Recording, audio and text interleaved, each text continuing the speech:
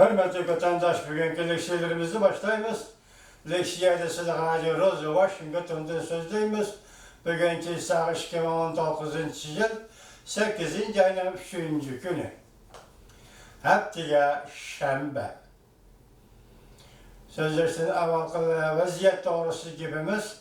Yani Şangan'dan başlasak Şangan'ın vaziyeti kıl üstüdür oturdu. Bazılar Cumhur asker çıkardı değişiyordu.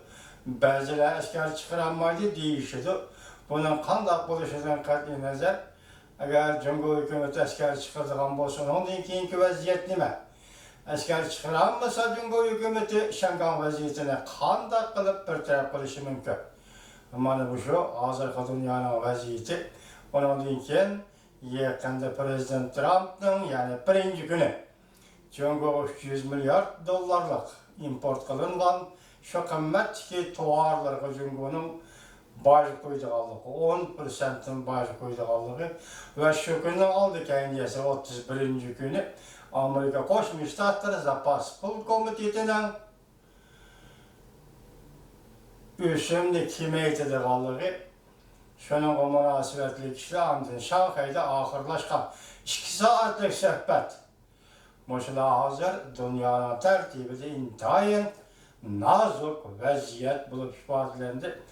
Şuların devir kılgan alda vatandaşlara leksiya sözlerimiz. Bugünkü mavzumun da hürmetli vatandaş. Prezident Trump'ın bir muşti kıyınçılık üstüge kıyınçılık edip geldi. Soğudu ulişe kapçıkır.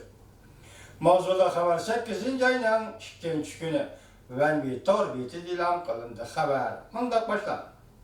Bugün Cumhur Partiyası hılmıhıl vakayla işçi kırıp kaldı.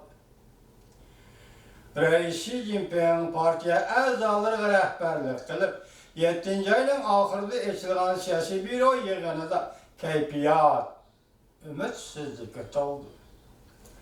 Şangan'ın vaziyeti yani Hong Kong'un vaziyeti yaxşılıqdan direkt vermeye atıldı.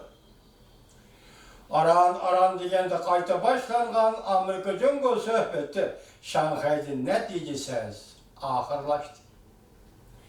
Hem de oturup çıkılan BDH yığının yüzlenişi kişilerin dikkatini celp kılmaktı.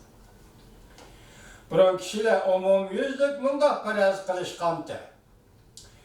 Bu yıl BDH yığını içildiğin bolsa, muhakeme kıladigan çoğun işler köp emas. En mühim mesele iqtisatdan çekinişinden başka ciddi iş Amerika Cumhur Soğudu uruşu ve Şangan'da ötküzüp bir iş karşı götürülgen namayişinin terakkiyatı ve buran çapkın. Lekin hiçbir kişi oylap yetelmeyen idi ki bir mesele şu bulup çıktı ki bir neçe saatlam davamlaşıp toktap kalgan Amerika Cumhur söhbetinden kiyilla yani Şanghay'da toktap kalgan Amerika Cumhur söhbetinden kiyilla yani 2. güne Amerika Koşmuş Ştatları'ndan Prezident Trump'ın 9. ayının 1. günüden başlap Cumhur'dan import kılıngan 300 milyar dollarlık var mallığı 10%'den baş koyduğallık ilan kılışın Beijing ölgürenmeye kaldı. Prezident Trump'tan Soğudu uruşu Cumhur Partiyası'nın orullaştırışını kalay mı kallaştırıverdi? Aslında partiyanın nizamnaması da bir yılda bir katam umumi yığın içilişi gerek idi. Şundak belgelengen tahlilçiler mundak deyişti ki bu nöbetlik umum yığın hazırgacha gün tertip ekilenmedi. Amerika Cumhur Soğudu söhbetinin jip içine körüp bir neme deymiz degendi mi? Hazır karaganda hiç kandak jip içi görünmedi. Soğudu söhbetinin neticesinden hiç kandak jip içi görünmedi. Belki vaziyette ama yamanlaşıp gitti. 4. umumcuğun kaysı vakti kendini söylenildi. Fransa Radyosu'na haber zamanında görüştü. Prezident Trump'ın kişiler kütmegende karar çıkarganlığı Xi Jinping hiç olmaganda bunu körüp yeterli gerek idi. Ya başta oylayışı gerekti, kütüşü mümkün, tüperez kılışı mümkün değil. Fransa agenetleri. Xi Jinping 6. ayına ahırda Osaka'da Prezident Trump bilen yoki Amerika taraf bilen vaqtincha bir tarafga vaqtincha bir-biriga tamoyda bejo qo'yishmaymiz deb va'da berishgan. Yani o'rtaq turishgan.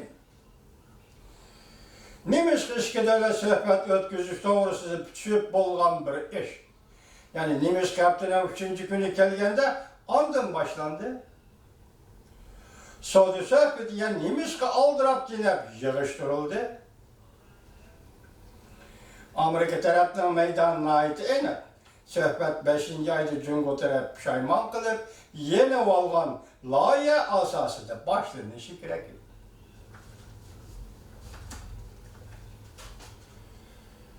Başlanışı gerek idi. Söhbət 5. ayda biz asas başlanışı gerek idi. Ama Jungo taraf Xi Jinping keyin o'ttirib qo'ygan. 3 türlü ta'kidlashdi. Kim turib ol, o bo'lsinmi? Tam o'zini bejini bekor qilish. Amerika hozirgacha Jungoning tovarlari qo'yayotgan barliq tam o'zini bejini bekor qilishdi. Xi Jinpingning talabi shuki. Sertifikatning soni bir miqdori amaliyotga uyg'un bo'lishi lozim. Mesela Amerika'nın yazılık mahsulatının sertifikatının miktarı ameliyat uygun bo'lishi lozim. Kelishim dosyasındaki mazmunlarni tamponlashtirish yoki puchum deb yenib ilib suhbatdan qaytadan boshlash.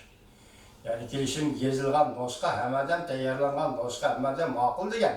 Ikki taraf avval ma'qul degan, keyin bundan Jungo yenib oldi. Hozir nima deyapti? Tamponlashtirish. Buni biz tushunmaymiz tamponlashtirishning ma'nosini. Çünkü Amerika savdo uyruşida boshqa bir ilgirlashib bo'lmadi. Prezident Trump'dan boshqa bir uçak, endi Prezident Trump shu fursatda boshqa bir uçakka o't yoqdi. Jungo'ning olg'a qarab ilgirlaydi dedi Jungo. Amerikaliklar ekan Jungoliklarning olg'a qarab ilgirlaydi degan so'zning ma'nosi nima ekanligini tushunmaydi. Jungo'ga başka çare yok idi. Kun ötüsü bo'ldi degandek besim eg'irlashib ketdi. Bir kunlasi bir kun kuzat degandek hozir besim, Jungo'ga kelayotgan besim eg'irlashib ketdi. Partiyasi dijital majra ko'paydi. Siyosiy byurokratlar yarim yillik hisob to'g'risida hamda qaror chiqarib edi. Yani hamda qaror chiqarib turadi. Prezident Trump'dan kararı seliştirganda Jungo Kompartiyasının kararı bir qadam kechikib qoldi. Hozir qaraganda Prezident Trump'ning vaqt qadami BDX yig'inining vaqt qadamidan tez bo'ldi.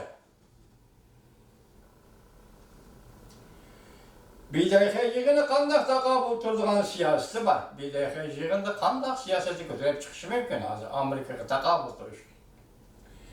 BDX Jungo Kompartiyasi endi qanday qaror oladi? Kishilar to'rt ko'zi bilan kutib turayotgan masala bo'lib qoldi. Jungo tovarlarga tamoyda beji qo'yildi. Savdo urushi kontrolligini yo'qotdi. Amerika Qo'shma Shtatlarining prezidenti Trump 3 milliardlik Jungo tovarlardan 10%'ni bajaradigan bo'ldi. Ichki davlat o'rtasidagi savdo urushi ning harorati yana yuqori ko'tarildi.